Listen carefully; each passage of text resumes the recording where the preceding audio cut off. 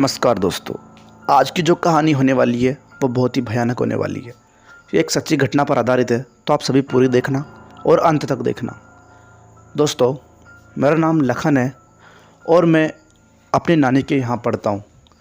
क्योंकि मेरा जो गांव है ये ज़्यादा विकसित गांव नहीं है, यहाँ पर स्कूलें नहीं हैं, तो मेरे मम्मी पापा ने मेरे को मेरी नानी के वहाँ पढ़ने के लिए भेज रखा है। करीब करीब मैं 10 साल से यहीं पर पढ़ रहा हूँ। मेरे मामा के लड़के और मैं हम साथ ही एक ही क्लास में पढ़ते हैं। जैसे हम पढ़कर वापस आते हैं तो शाम को हमको हमारी नानी रोज़ाना एक स्टोरी सुनाती है। तो आज भी वैसा ही हम स्कूल से पढ़कर आए और हमने हमारी नानी से कहा कि नानी, आप हमको एक स्टोरी सुनाइए। हम एक आज ऐसी स्टोरी सुनाइए जिसमें कुछ ज़्यादा ट्विस्ट आए। हम रोज़ रोज़ ये दूसरी कहानियाँ सुनकर पक चुके हैं, हमको आज एक भूतिया कहानी सुननी है। नानी ने कहा, बेटा कहानी तो सुना दूंगी पर तुम डर जाओगे। हमने कहा, नहीं नहीं नानी, हम नहीं डरेंगे, आप सुनाओ। तो नानी ने स्टार्ट करा। उन्होंने कहा कि ये कोई कहानी नहीं है, ये हकीकत है। तो मेरी नानी की एक बहन थी, उसका नाम नंदा था। तो वो उसी की बात थी। अब वो जो नंदा थी उसकी शादी कर दी गई थी। जब शादी करी उसकी तो करीब करीब 4 साल तक वो अपने ससुराल रही, परंतु उसको कोई लड़का नहीं हुआ। वो बांझ रही, उसको एक भी लड़का ना लड़की कोई नहीं हुआ। इस बात से परेशान होकर उनके जो घर वाले थे, यानी कि उसके ससुराल वाले थे, उन्होंने छोड़ दिया और वो मेरी नानी के घर आ गए। अब मैं आपको बताता हूँ पूरी घटना, क्योंकि नानी की बहनी थी तो वो अपने घर वापस आ गई। जब वो वापस आई तो उसका जो भतीजी थी, एक भतीजी, उसको उससे ज़्यादा लगाव था। यानी कि नंदा जो थी उसको उसकी भतीजी यानी कि उसके भाई की जो लड़की थी उससे ज़्यादा लगाव था। उसकी बुआ लगती थी। वैसे तो नंदा की 2 भतीजी थी। पहली भतीजी तो सीमा थी और दूसरी भतीजी क्षमता थी। उसको लगाव सीमा से ज़्यादा था। वो दोनों आमने सामने बातें करती और अपना दिन काटती। सीमा अभी कक्षा 5 में ही पढ़ती थी, तो वो मतलब उनसे अच्छी तरीके से बातें करती थी। सभी नंदा को ताने देते थे कि तेरे को कोई बांझ है, तू, तेरे को कोई बेटा नहीं है, तेरे घर वालों ने भी तुझे छोड़ दिया।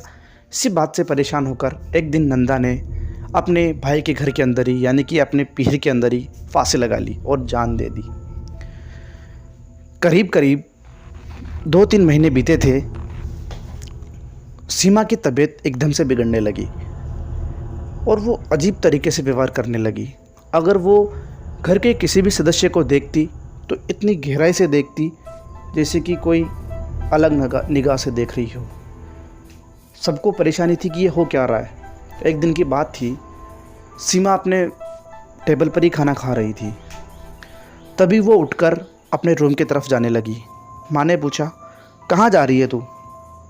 तो सीमा बोलती है, मैं अंदर जा रही हूँ, मैं बुआ के साथ खाना खाऊंगी, वो मेरे को अंदर बुला रही है। ये सुनकर माँ की रूह कांप गई, क्योंकि जिस बुआ के बारे में वो बात कर रही थी वो आज के 2 महीने पहले मर चुकी थी। अब टेंशन इस बात की थी कि ये जो अंदर जा रही है ये किसके बुलाने पर जा रही है। वो बहुत ज़्यादा परेशान हो गई। सीमा की माँ ने उसके हस्बैंड को बता दिया, यानी कि सीमा के पापा को बता दिया। 1-2 दिन चलता रहा। एक दिन की बात थी, सीमा अपने बेड पर सो रही थी। उसकी माँ ने उसको देखा तो अजीब सा उसका चेहरा दिखाई दिया। करीब करीब 2-3 दिन बीत गए। उसकी माँ भी परेशान होने लगी। अब सीमा की जो तबीयत थी वो बहुत ज़्यादा गिर चुकी थी। उसकी आंखों के पास बहुत बड़े बड़े गड्ढे पड़ चुके थे और इतनी कमज़ोर थी जैसे कि वो कई सालों से बीमार हो। तो फिर सीमा की माँ परेशान होकर सीमा के पास जाती है और बोलती है कि नंदा जी, यानी कि नंदा उसकी ननद थी, उससे बोला कि नंदा जी, आपने इसको क्यों बांध रखा है? इसने आपका क्या बिगाड़ा था? ये तो आपकी सबसे क्लोज बेटी थी आपकी, ये तो आपकी बेटी है, आपने इसको ऐसा क्यों किया? तो मतलब उस सीमा ने इतने गुस्से से माँ की तरफ देखा, बहुत भयानक नज़ारे से। माँ को एक धक्का दिया उसने खस गुस्से में आकर, और माँ डायरेक्ट दीवार के टकरा कर गिर गई।